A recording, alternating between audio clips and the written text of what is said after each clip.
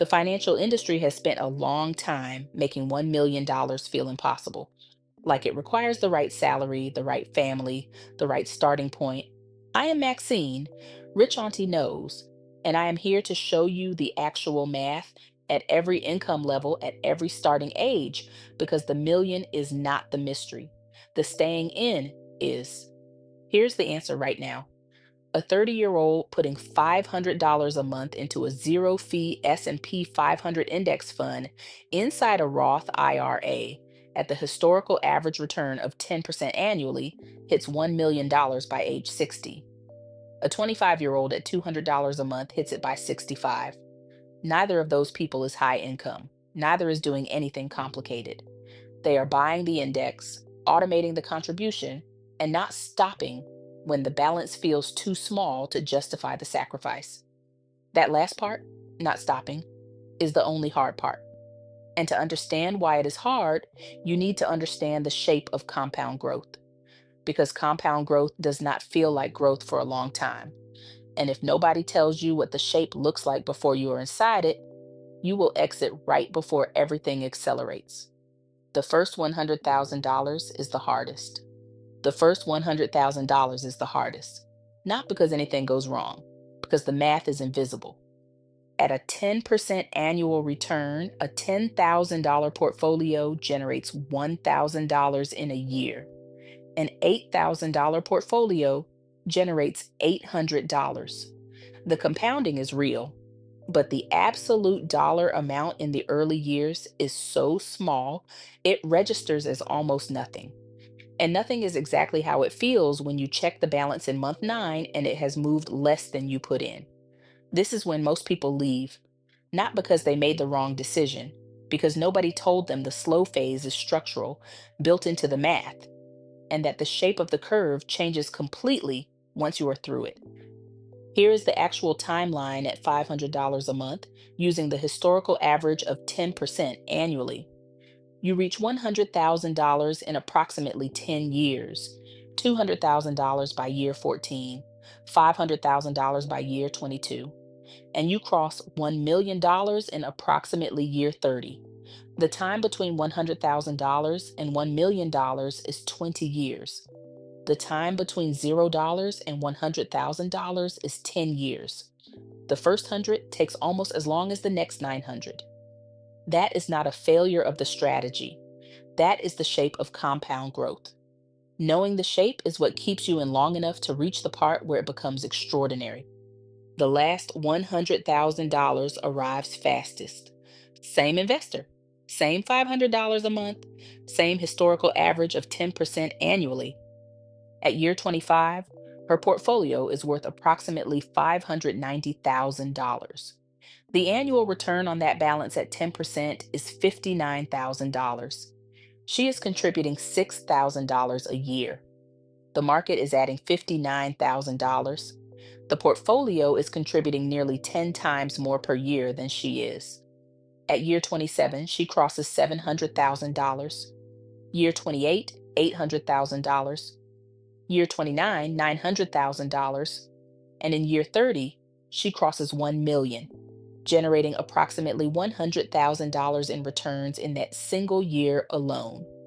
The last $100,000 from $900,000 to $1 million arrives in less than 14 months. The first $10,000 took over a year of consistent contributions to accumulate. The last $100,000 arrives faster than the first $10,000 did. Not because anything changed, because the base became large enough for the percentage to produce numbers that feel like a completely different universe from where the journey started. The wage gap is a compounding problem. Here is something this channel will not skip past. The wage gap is not just a paycheck problem, it is a compounding problem. When two people invest the same percentage of their income and one earns less, the monthly contribution is smaller, the base builds slower, and the invisible phase lasts longer.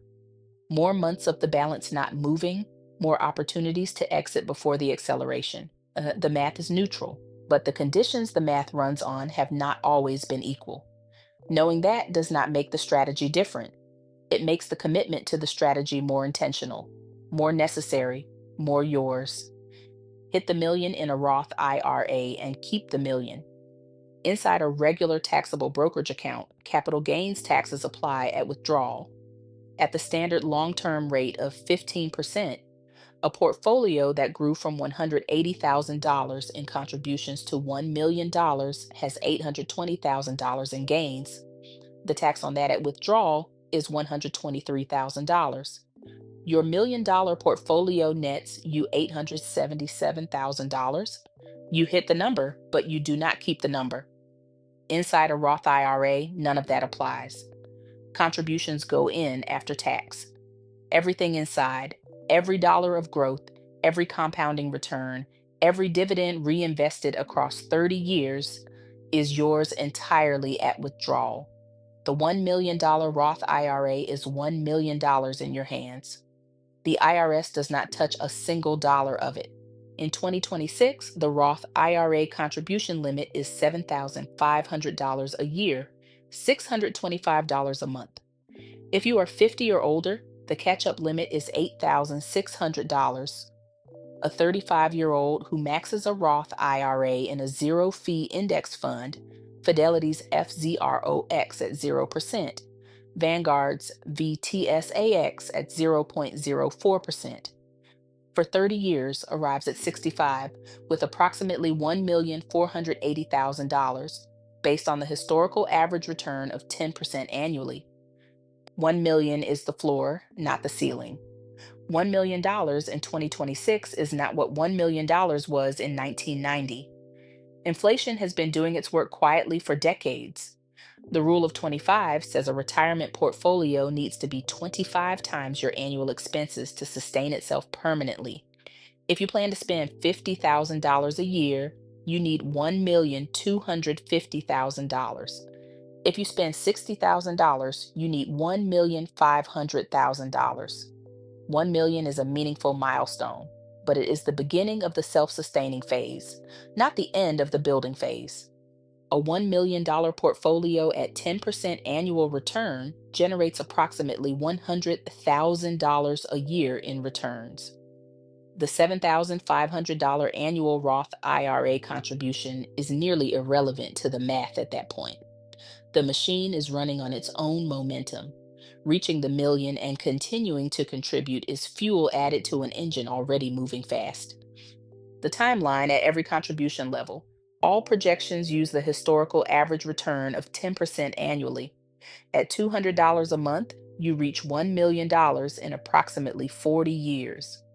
At $300 a month, approximately 36 years. At $500 a month, approximately 30 years. At $625 a month, the 2026 Roth IRA maximum, approximately 27 years. At $1,000 a month, approximately 23 years. At $1,500 a month, approximately 20 years. A 30-year-old at $300 a month reaches it by 66. A 25-year-old at $200 a month reaches it by 65.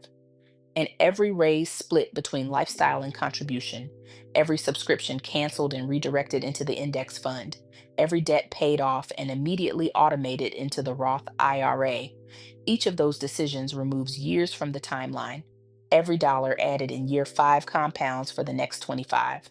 Your bank is hoping you never figure this out. Your one action this week: find the monthly contribution number that reaches $1 million in a timeline that fits your actual life. If you are 30, $300 a month gets you there by 66. If you are 40, $625 a month gets you there by 67. Find the number, open the Roth IRA if it is not open, set the automatic contribution, choose the zero fee index fund, write down today's date. Because today is day one of the journey that ends at a number most people spend their whole lives believing was never theirs to reach.